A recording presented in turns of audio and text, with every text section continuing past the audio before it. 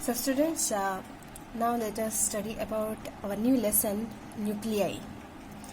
So in this chapter we will be learning about the nucleus. Not in the biology case, it is the case of physics, okay? So we had seen a small thing in a lesson, atoms, right? So we had seen the Rutherford experiment. The first real foundation regarding the concept of nucleus was provided by Ernest Rutherford, right? So what he had explained in his alpha particle scattering experiment, he discovered that all positive charges of atom and the whole mass of the atoms were concentrated in a very tiny central hard core known as nucleus, right? Everyone remember this, right? So the first foundation regarding the concept of nucleus was found by Ernest Rutherford by his alpha scattering experiment, where he discovered positive charges of the atom and the whole mass of the atom were concentrated in this core, central core known as nucleus. Now let us see about the composition of the nucleus. Composition of nucleus.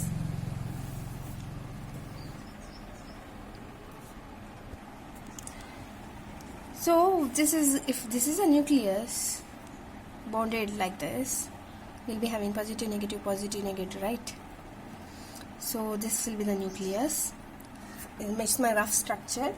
This atomic nucleus contains two types of particles. One is a proton, the other is a neutron. So this nucleus contains two types of particles, that is a proton and neutron. This proton and neutrons are collectively called as nucleons. Protons are nothing but positively charged particles. Neutrons are electrically neutral. It's not this, it is electrically neutral. That is neutron. Once again I'll repeat. Nucleus, it consists of two types of particles. One is the protons and the neutron. This both are collectively known as nucleons. Protons are nothing but positively charged particles. Neutrons are electrically neutral.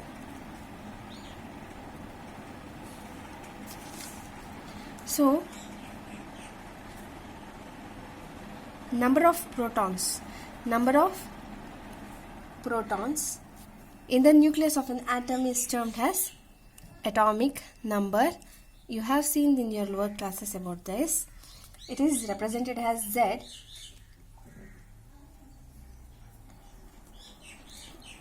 This Z is also equal to total number of electrons in the neutral atom. Now total number of protons and neutrons, that is total number of nucleons. I will tell it as nucleons because protons and neutrons are collectively called as nucleons, right? The total number of protons and neutrons present in the nucleus is nothing but the mass number, which is represented as A.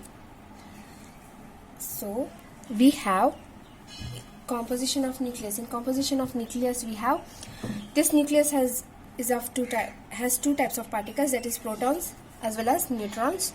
Protons are nothing but positively charged, neutrons are nothing but electrically neutral. These proton and neutron are collectively known as nucleons. The number of protons in the nucleus of an atom is nothing but the atomic number Z, and total number of protons and neutrons in the nucleus of an atom is its mass number A. So we have expression. So here we have atomic number, which is nothing but the number of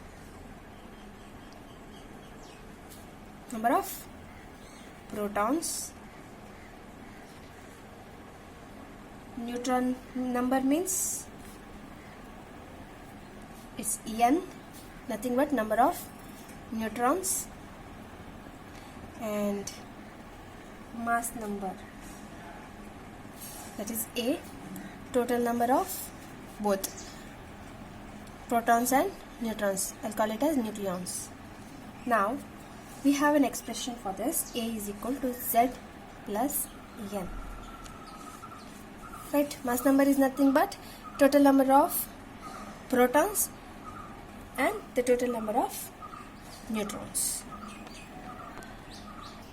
Now there is a species of atom. So species of atom which is characterized by its atomic number Z and mass number A. And that species is nothing but it's known as nuclei, or it's a nuclear species. So we have come across the species of atom which is characterized by atomic number and mass number is known as it is known as nuclide or nuclear species. This is generally represented as in this way: A and Z.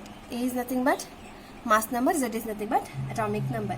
Here X represents the chemical symbol of the species, that is the element, right? Now for example, if you take an example, the nucleus of carbon, how it is represented? It is represented as C, 12 and 6, right? Which implies A is equal to 12, that is total number of protons and neutrons. So 6 plus 6 we got 12. So Z is nothing but 6, right? In this way you can represent a nuclei. So this is about the composition of nucleus. Once again I will repeat, this nucleus consists of two particles, that is proton and well as neutron. Proton is nothing but positively charged particles, neutrons are electrically neutral. Proton and neutron are collectively known as nucleons. So number of protons is nothing but the atomic number present in the atom, and the total number of nucleons, that is number of protons and neutrons gathering up, is nothing but nucleons, that is the mass number A. With mass number A is nothing but Z plus N, total number of proton plus total number of neutron. There is a species of atom which is characterized by atomic number Z and mass number A, which is known as nuclide or nuclear species. It is represented as XAZ. Here A is nothing but the mass number, Z is nothing but the number of protons. So X here represents the element or the species of. Now if you take the example of carbon, we can write this as 12 and 6. Carbon 12 with 6.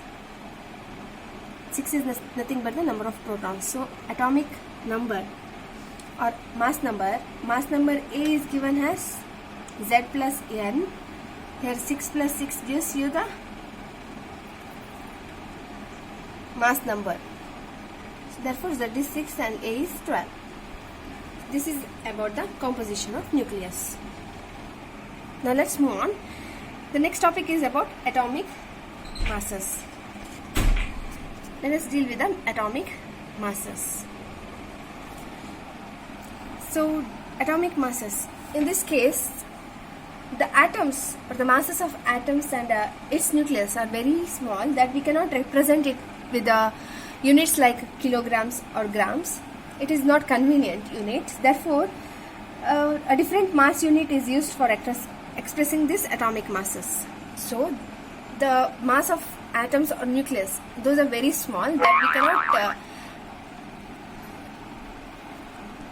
denote them with the kg or grams. Therefore a different mass unit is used for expressing these atomic masses, and that is known as unified atomic mass unit. Unified atomic mass unit, or it is also known as atomic mass unit. You have heard this in your lower classes, and it is represented as U. You can also write it as AMU. Now atomic mass unit, what atomic mass unit means? You can write it as AMU or U. You can represent it both the way. So atomic mass unit is nothing but, it is defined as 1/12 of the mass of carbon 12 atom. Everyone knows this. Everyone has seen this in your lower classes, right? I think you have seen this in chemistry rather than in physics. So atomic mass unit is nothing but it is a 1/12th of the mass of carbon atom. That is carbon 12. We have already seen this example. Atomic mass unit is defined as 1/12th the mass of carbon atom. Therefore, you can write it as 1U, that is 1 atomic mass unit is equal to mass of 1 carbon atom divided by 12. Thus 1/12th the mass of carbon atom. It is known that mass of one carbon atom is nothing but 1.9926 into 10 raised to minus 26 kg. It is divided by 12. Therefore, 1 atomic mass unit is equal to 1.66 into 10 raised to minus 27 kg. So the correct measurement of atomic masses is carried out with the help of mass spectrometer. Mass spectrometer gives the accurate value of atomic mass of different elements. Now let us move on with some of the definitions, that is of isotopes, isobars and isotones. Now what isotope means? Isotope is nothing but it has same atomic number but different mass number, that is A. For example, if you take H11 or H21, H31, these are the isotopes of what? These are the isotopes of hydrogen. So what are isotopes then? It is nothing but isotopes or the nuclei having same number of or the same atomic number Z but has different mass number, that is A. Their chemical behavior is identical but physical behavior is different because of its mass. That is, they have identical chemical properties and differ physically by its mass. So isotopes in the nuclei having same number of same atomic number but differs in mass number, and they have identical chemical properties and they differ physically by its mass. Now what about isobars? Isobars are nothing but a nuclei having same mass number but differ with atomic number. For example, if you take, it's a helium and hydrogen, right? So they are the isobars of different elements have different chemical and physical properties. So isobars are atoms of different elements. Please understand this. This is different and this is different. So elements are different. Atoms of different elements. Different elements have different physical as well as chemical properties. Isobars are atoms of different elements. You can see here they are of different elements, differ both in physical and chemical properties. They have same mass number but different atomic number. Next is isotones. Here atoms of different elements having same number of neutrons. So they are of different elements with the same number of neutrons,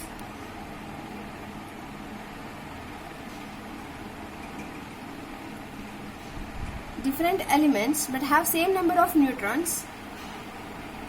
You can tell in other way, nuclei having different atomic number and different mass number,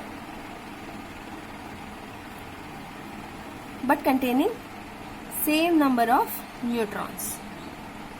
So isotopes was nothing but it has same atomic number, different mass number. In case of isobars, they had same mass number but different atomic number. But in case of isotopes, they have different atomic number, different mass number, but they have equal number of neutrons. That is the only variation there. For let us take an example. You have the same, or if you go with the other one, this is carbon, oxygen and nitrogen.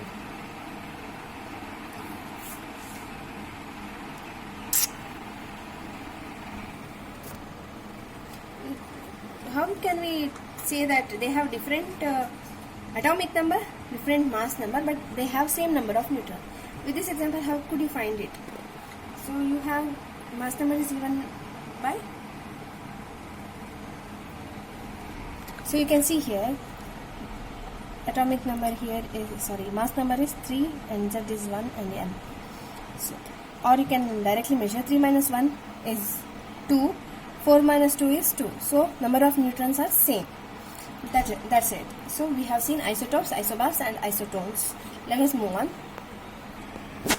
Now let us know some of the general properties of nucleus.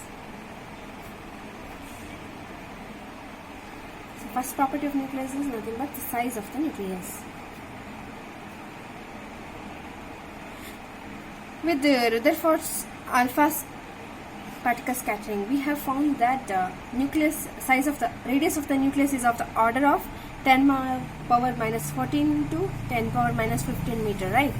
So size of the nucleus can be measured by using fast electrons instead of alpha particle. Here they made a small changes. Instead of fast electrons, they used instead of the slow things, that is slow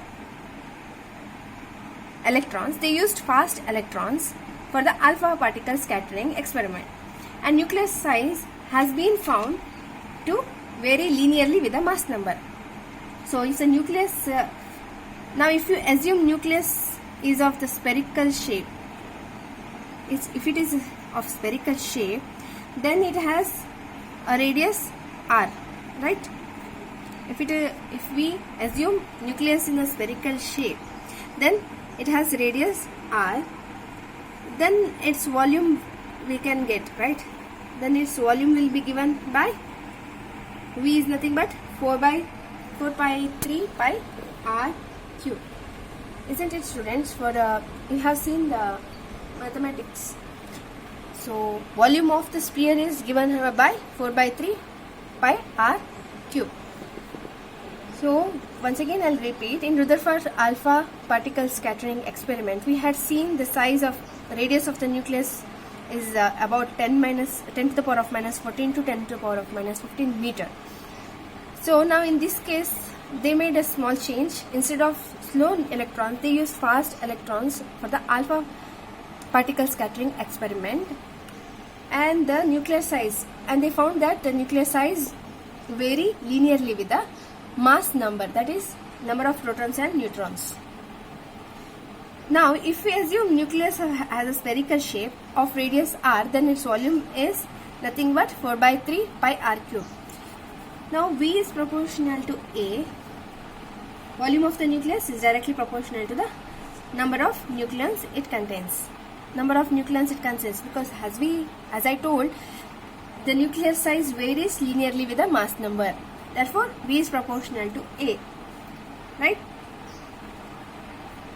V means 4 by 3 by r cube proportional to A. Here, this is a constant. Therefore, r cube is directly proportional to A. You can write anyways, r is proportional to a to the power of minus 3, or r is equal to r naught a power 1 by 3. R naught is a constant. In order to get the equal sign from the proportionality sign, we have taken r naught, and r naught is nothing but it is a constant. It has a value of 1.2 into 10 raised to minus 15 meter, or you can write r naught as 1.2 femtometer. Both are the units for r naught. Here r naught is a constant, keep in mind, and 1 femtometer is nothing but 1 Fermi, or you can also write 1 femtometer as 10 to the power of minus 15 meter. Keep in mind this is a unit. Okay, so we have learned about the size of the nucleus. I think you understood this. R naught is a constant and it is given as 1.2 into 10 raised to minus 15 meter, or 1.2 femtometer. Femtometer is nothing but 1 Fermi, or you can call it as 10 to the power of minus 15 meter. So let us move on. Let us see the nuclear mass. So nuclear mass is nothing but it is the sum of masses of all nucleons. Nucleons are nothing but number of protons as well as number of neutrons. If you now take Z as the atomic number and A as a mass number, then the number of protons in the nucleus is, so number of protons is given by M, right?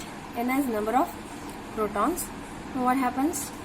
We have one relation we had studied just now, that is A is equal to Z plus N. Have you seen it, right? Now we need number of proton, that is N is equal to A minus Z. Now for the net mass of the nucleus, net mass of nucleus then is given as capital M, gives the mass of the nucleus, which is equal to Z MP plus A minus Z M N, or you can also write this as Z MP plus N M N. N is nothing but A minus Z. So if you write here A minus Z, then it's also same. So net mass of the nucleus is given by capital M is equal to Z MP plus A minus Z Mn, or you can also write this as capital M is equal to Z MP plus N Mn. Here MP and Mn are the masses of proton and the neutrons. MP is the mass of proton and Mn is the mass of neutron. It is already found mass of proton is 1.00728